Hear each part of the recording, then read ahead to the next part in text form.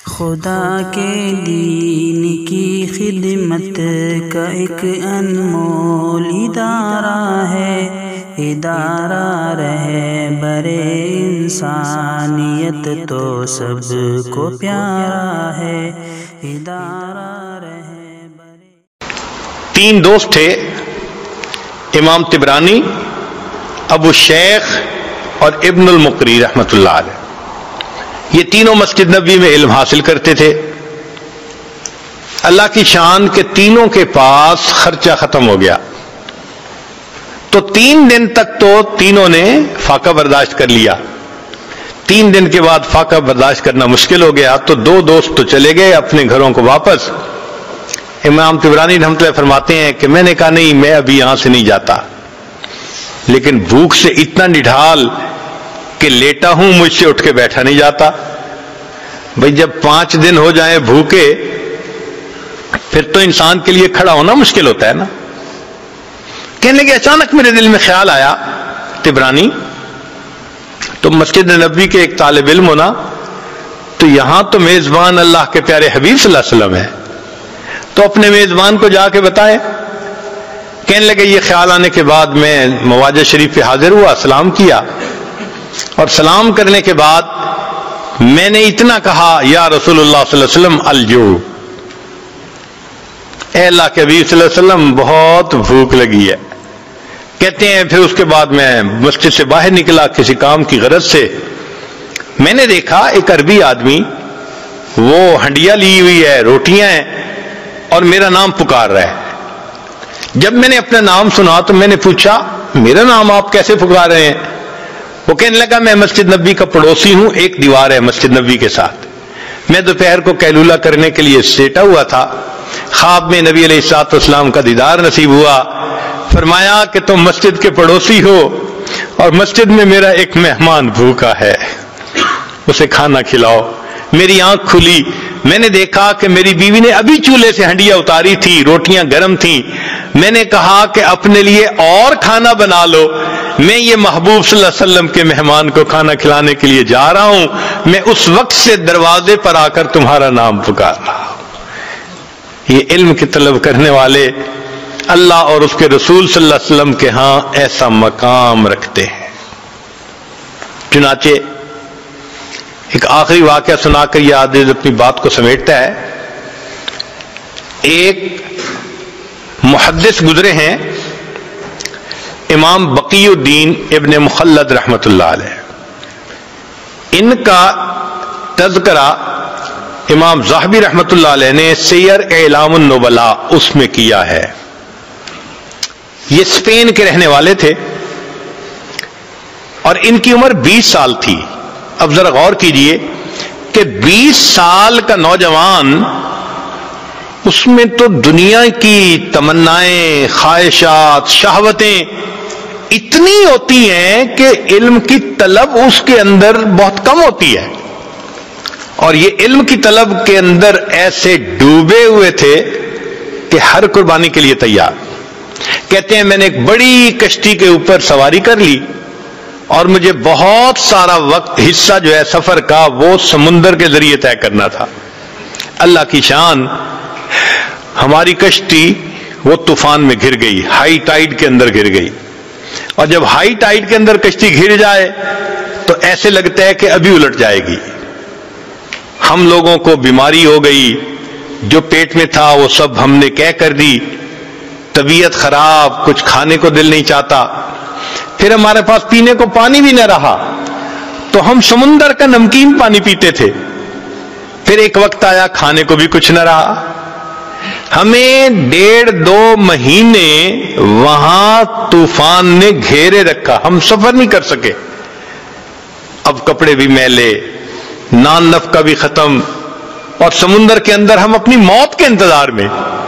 مگر اللہ کی شان کہ اللہ رب العزت نے حفاظت کرنی تھی، طوفان ختم ہوا اور ہمارا سفر شروع ہوا، اور ایک وقت آیا کہ ہماری کشتی کنارے لگی۔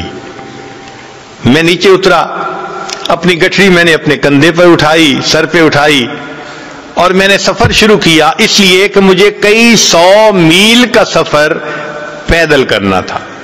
جانا کہاں تھا؟ بغداد جانا تھا امام احمد بن حنبل رحمۃ اللہ علیہ سے حدیث پڑھنے کے لیے. یہ ان کے دل کی تمنا تھی. کہتے ہیں کہ میں دن رات پیدل چلتا رہا، سفر کرتا رہا، حتیٰ کہ جب میں نے بغداد شہر کو دیکھا نا آنکھوں کے سامنے تو میرے جسم نے جواب دے دیا. اتنی تھکن تھی، میں ایک درخت کے نیچے گٹھڑی کو رکھ کر لیٹ گیا اور بہت گہری نیند سو گیا. جب سو کے اٹھا تو میں نے کہا کہ چلو میں شہر جاتا ہوں. تو میں نے راستے میں ایک بندے کو آتے ہوئے دیکھا. میں نے اس بندے کو سلام کر کے پوچھا کہ سناؤ امام احمد بن حنبل کا کیا حال ہے؟ اس نے کہا کیوں پوچھ رہے ہو؟ میں نے کہا میں اتنا دور سے سفر کر کے ان سے علم حاصل کرنے کے لیے آیا ہوں. اس بندے نے ٹھنڈی سانس لی. اے نوجوان، تمہاری یہ خواہش پوری نہیں ہو سکے گی. کیوں؟ اس نے کہا کہ حاکم وقت امام احمد بن حنبل سے کسی وجہ سے ناراض ہو گیا ہے. اس نے ان کو گھر میں نظر بند کر دیا ہے. نہ کوئی بندہ ان سے مل سکتا ہے، نہ وہ کسی بندے سے مل سکتے ہیں. تم تو علم حاصل نہیں کر سکو گے. کہتے ہیں کہ یہ خبر بجلی بن کے گری میرے دل پر، مگر میں چلتا رہا حتیٰ کہ شہر پہنچ کے ایک سرائے کے اندر میں نے کمرہ کرائے پر لے لیا اور میں وہاں رات کو لیٹ گیا. اگلے دن اٹھا تو میں نے سوچا اتنا بڑا شہر ہے، آخر کہیں تو حدیث کا درس ہوتا ہوگا. تو مجھے پتا چلا کہ عصر کی نماز کے بعد ایک محدث تھے جو استاذ المحدثین تھے، یحییٰ ابن معین رحمۃ اللہ علیہ، جو جرح اور تعدیل کے امام کہے جاتے ہیں. وہ حدیث کا درس دیتے تھے. میں عصر کے بعد وہاں پہنچ گیا. انہوں نے ایک حدیث مبارکہ پڑھائی، پھر بتایا، پھر اس کے بعد کوسچن آنسر کی نشست شروع ہوئی. تو لوگوں نے ان سے روات کے بارے میں سوال پوچھنے شروع کر دیے. فلاں راوی کے بارے میں آپ کیا کہتے ہیں، فلاں راوی کے بارے میں.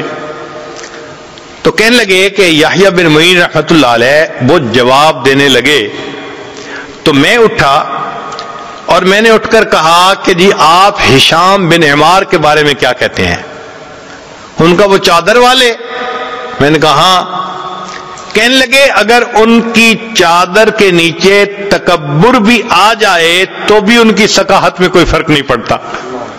یعنی وہ اتنے ثقہ ہیں، پکے بندے. پھر میں نے دوسرا کوسچن پوچھنا شروع کیا تو جو قریب والے تھے انہوں نے میرا کرتا پکڑ کے کھینچا. ان کا طالب علم تو اجنبی نظر آتا ہے.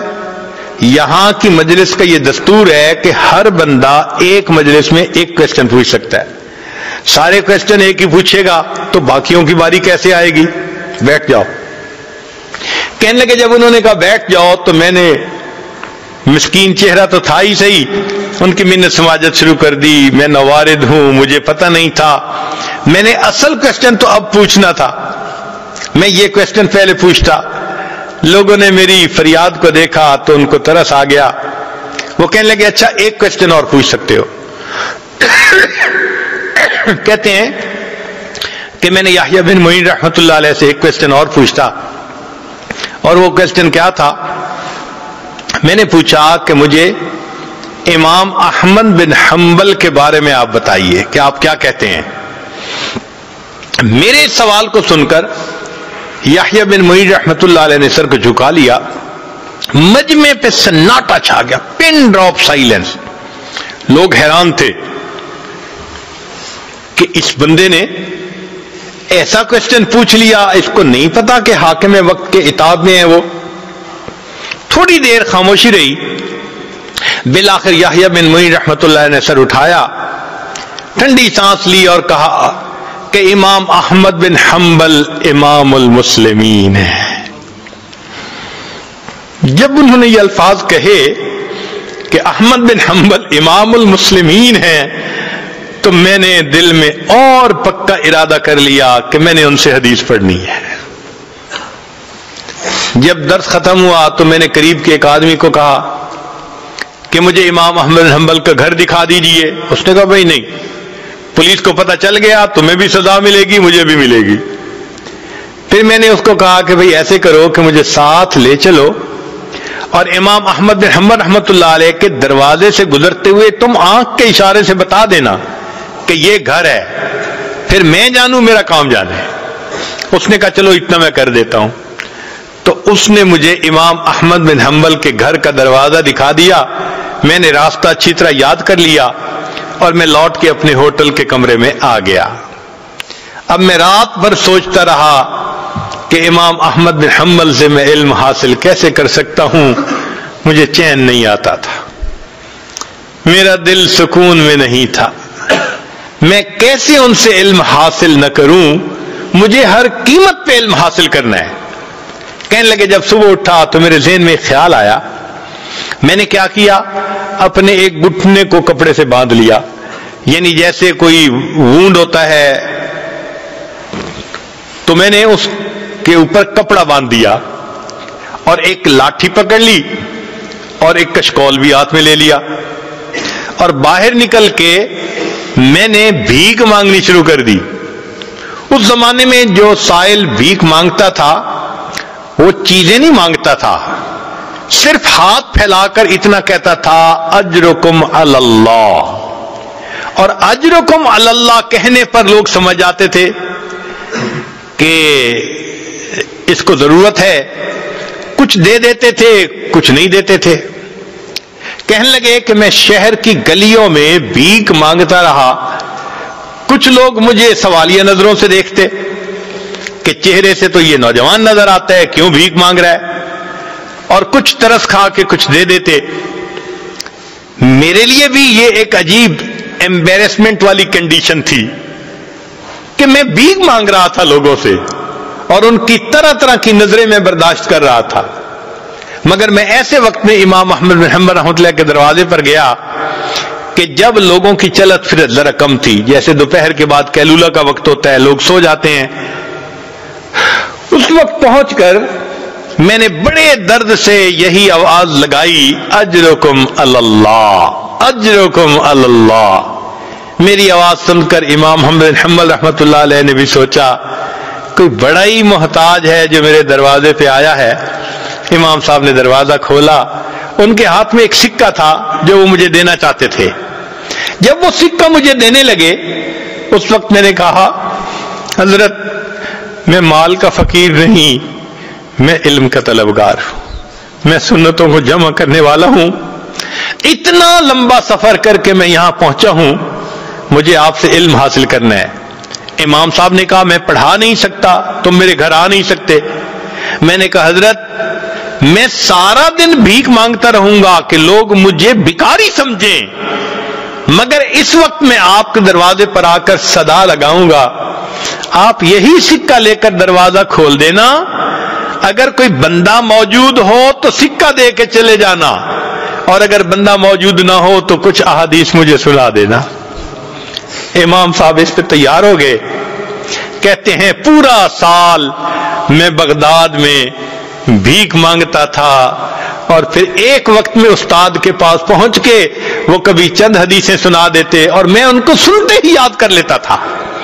اس طرح میں نے ایک سال امام احمد بن حنبل رحمۃ اللہ علیہ سے علم حاصل کیا۔